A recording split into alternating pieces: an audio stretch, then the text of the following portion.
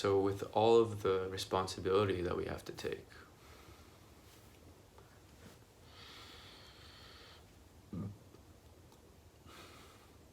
and with all the depth of healing that we have to do to return to these ancient wounds that have long been suppressed and passed on to one another and projected from generation to generation through cycles of trauma and projection.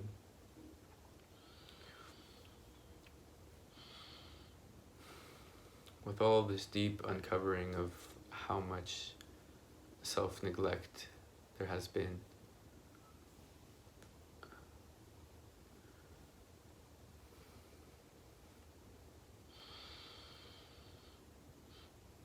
with the weight of the human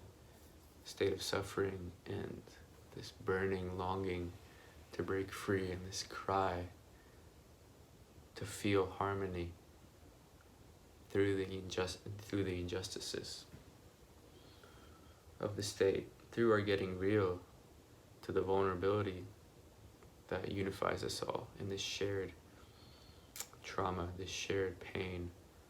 of longing for love that we would rather protect ourselves from or bypass or suppress the true emotional processing of, the true coming clean about, the true transparency of, the true work of taking accountability for and finding forgiveness for, the true making right with this reality and acknowledging that all the ways we've unconsciously been victimized and also victimized, that we've consciously caused harm for, through our lack of consciousness, our lack of presence with our bodies and with life, with all our coming to terms with how much deeper there is to go at this time, and how much of reality and our experience of it and what has been shown to us is based on false impressions of who we are and what is true. With all that reconciliation that has to happen. And it's a fucking lot. Don't forget what it's all for.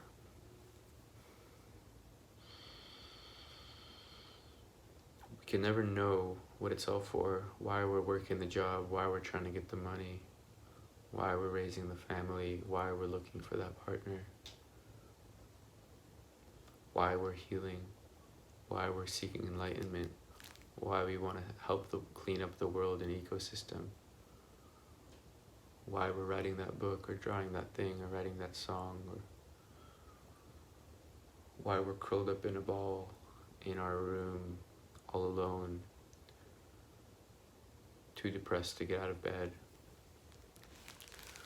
We can never know,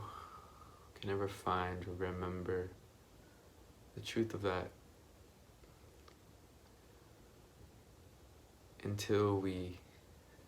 snap out for a moment from all concept or idea of who we are based on what we've thought or been shown or been taught to think. And remember the pure potential of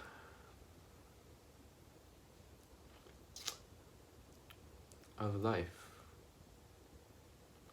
We see this in a baby, right? We see this in a baby, but we that thing that makes us adore and worship this thing, if we're clear enough in our connection to that part of ourselves, if we're healthy enough, if we're, connected to our true selves or nature enough, we will instinctually adore and love and care for this thing as an extension of ourself. It will be a beautiful, cute, fun, funny reminder, hopefully, more or less, of life, and even just parents when they're playing with their children, they tap into that place within themselves. If they're not having come to terms with that part within themselves, and they will abuse and harm that because they can only communicate the way that in the relational dynamic that is how they know how to communicate with that part in themselves, because everything in the world is within ourselves. So as we learn to really accept life as our own creation in a way,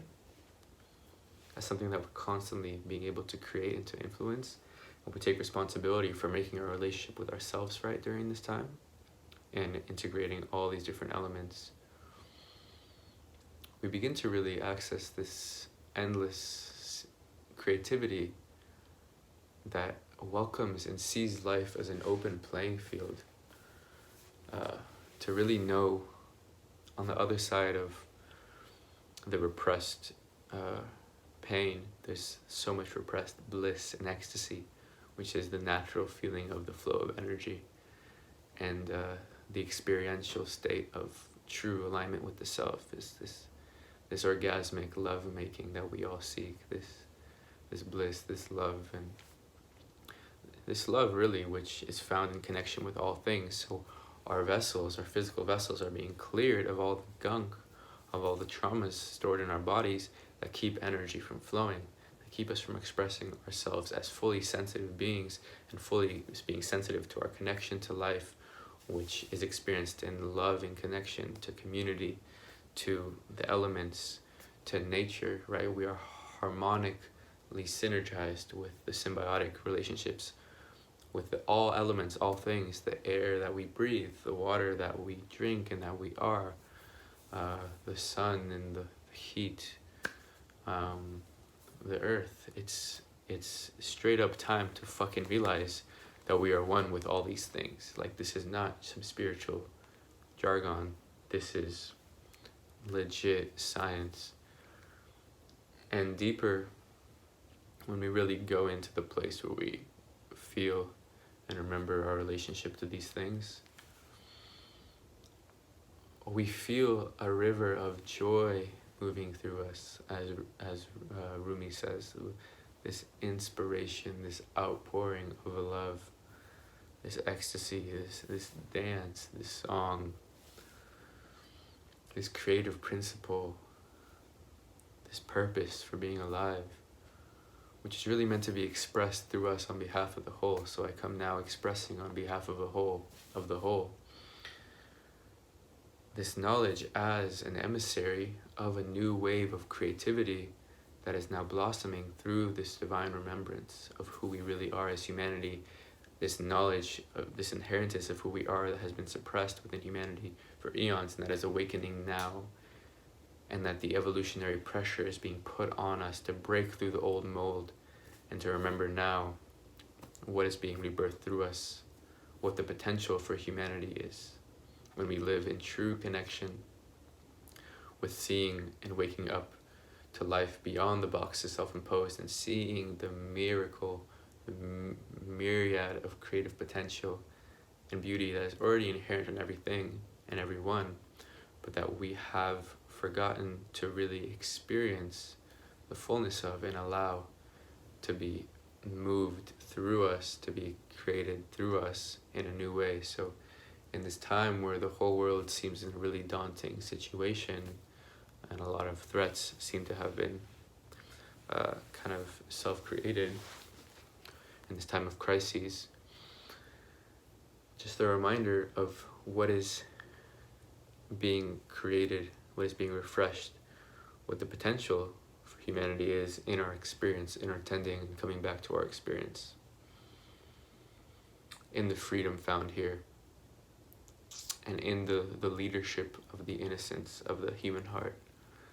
Because only love can save us, because only love has the intelligent capacity to expand beyond its limited thought,